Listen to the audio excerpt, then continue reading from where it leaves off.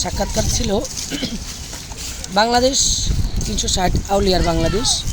360 আউলিয়ার বাংলাদেশে যেভাবে আউলিয়ারা ইসলাম প্রচার করছে, আর ইসলাম প্রচার না করলে আমরা হয়তো ইসলামের কোনো অংশই আমরা পেতাম না, আমরা হয়তো ইসলাম হতে পারতাম না, মুসলিম হতে পারতাম না।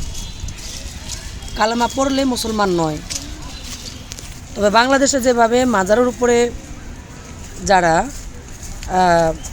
অগ্নিকাণ্ড চালাচ্ছে, মাজার ভাঙতেছে, যারা মাজার ভাঙচুর করতেছে, আমি তাদেরকে বলবো, আপনারা বিগত দিনেও মাজার ভেঙেছেন, অলিয়া আউলিয়াদের প্রতি হামলা করেছেন, মাজারে অগ্নিকাণ্ড জ্বালাইছেন এবং মাজারের ভক্তবিন্দুদেরকে আপনারা মারছেন, বাড়িঘর জ্বালাইছেন। আর কত, আর কি চাচ্ছেন?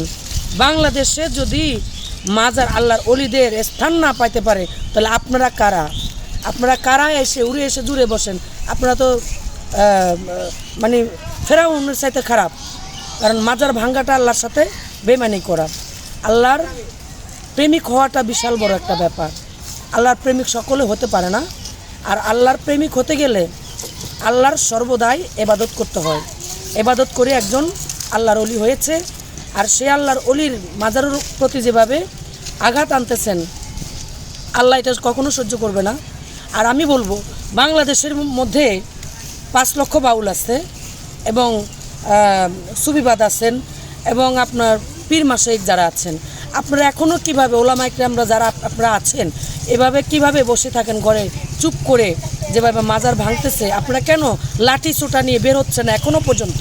গতকালকে শরীয়তপুরে একটি মাজার ভাঙছে। তাহলে আপনারা এভাবে কতদিন কয়টা মাজার ভাঙবেন?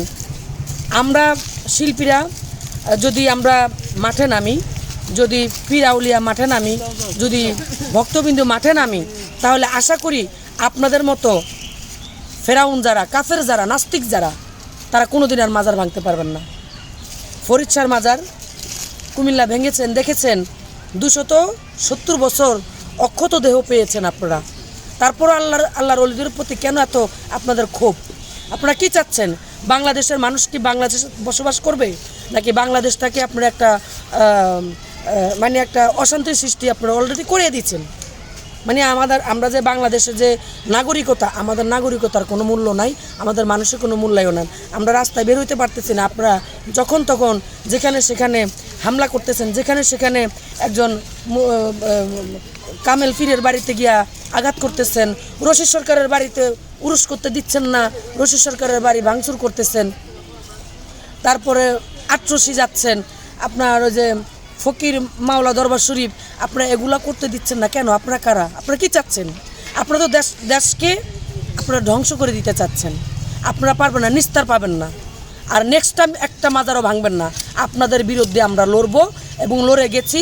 আপনাদের বিরুদ্ধে মামলা আমরা করছি, আরও করব। কিন্তু আপনারা হুঁশিয়ার হন। আপনাদের হাতে যদি ছুরি যদি একটা থাকে, আমরা 5 লক্ষ বাউলের কাছে 5 লক্ষ ছুরি এবং অস্ত্র আমরা নিয়ে বের হব। আমরা আর ঘরে বসে থাকবো না। কারণ মাজার ভাঙার একটাই কারণ, মাজার ভাঙলে শিল্পীদের গান বন্ধ হয়ে যাবে। এই কারণে হলো মাজার ভাঙ্গা। আপনারা যারা ওয়াজ মাহফিল করেন, বড় বড় বক্তারা, তারা কিন্তু আমাদের বাউলদের গান নিয়ে কথা বলেন, সুরে কথা বলেন, সুরে কোরআন পড়েন, সুরে আজান করেন। তাহলে সুরে গান করলে প্রবলেম কোথায়? তা আপনারা মাজার ভাঙতেছেন যেন শিল্পীরা গান না করতে পারে। আর আপনারা সেই শিল্পীদের অনুসারী হয়ে আপনারা সেই আল্লাহর অলির দরবারে আঘাত করতেছেন। এটা বন্ধ করেন, বন্ধ করেন। আর করবেন না এটা। আল্লাহর অলি সার দেয়, সারে না। আমার আল্লাহ বলছে, আমার আল্লাহর অলিদেরকে যদি কেউ আঘাত করে, আমি আল্লাহ তাদেরকে ছাড়বো না। জি, আসলে এই যে মাজার ভাঙছে, এটা কারা? আসলে কি মনে হচ্ছে আপনার কাছে? এরা হলো নাস্তিক, এরা হলো মুনাফিক, এরা হলো অমুসলিম, এরা হলো যে যেমন আমার নবীজির বিরোধিতা করছে, নাম যেন কি ওনার,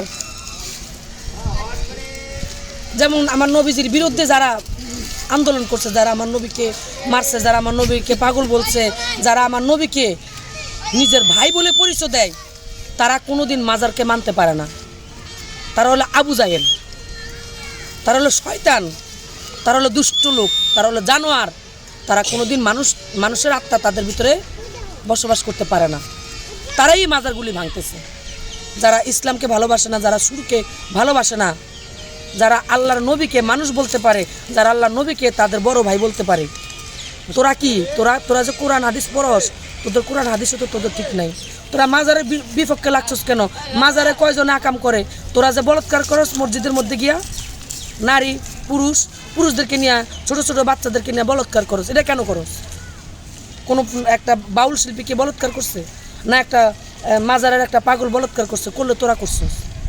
তাহলে মাজারের বিপক্ষে তোরা যাবি কেন? মাজারের পক্ষে থাকে দেখ কি হয়। মাজারের বিপক্ষে যাবি না। আপনার আসলে মাজারে নেশা করা হয়, মাজার সেজদা দেওয়া হয়, বা মাজারকে আসলে মাজারের কেন্দ্র করে মাদক সেবিকারী যারা রয়েছে তারাও আসলে একটা বড় চক্রই আসলে মাজার সেজদা, এই যে এইগুলি আপনি কিভাবে দেখেন বা এটা হচ্ছে, এটার বিরুদ্ধে কি বলবেন? আসলে মাজার সেজদা না, মাজারকে যারা তাজিম করে, যারা মাজারকে গিয়ে সালাম করে, এটাকে সেজদা বলা হয় না। একটা তাজিমি সেজদা, একটা আজিজি সেজদা। আজিজি সেজদা আমার আল্লাহ বলছে, আমি উসিলাবিহীন কোনোদিন কাউকে কোনো কিছু আমি দিই না। তেমনি একজন আল্লাহর অলির দরবারে গিয়ে আল্লাহর অলির দরবারে বলতে হবে, আল্লাহর অলির কাছে যে এই বাবা শাহ আলী, বাবা মুস্তানাউলিয়া, বাবা লেংটা শাহ, বাবা কেল্লা শাহ, তোমার উসিলায় যেন আমি এই রোগ থেকে মুক্তি পাই। আমার আল্লাহ তখন কবুল করে। গাঁজা মদ কারা খায়? গাঁজা সবাই খাইতে পারে না, মদ সবাই খাইতে পারে না। মদ খাবে 100 বার খাবে, কিন্তু মদ খাওয়া হালাল, গাঁজা খাওয়া হালাল। কাদের জন্য? গাঁজা খায়া যদি খুন খারাপি না করে, মদ খেয়ে যদি নারীর সাথে লিপ্ত না হয়, তাহলে সেটা খাওয়া যায় যাচ্ছে। জি, আমরা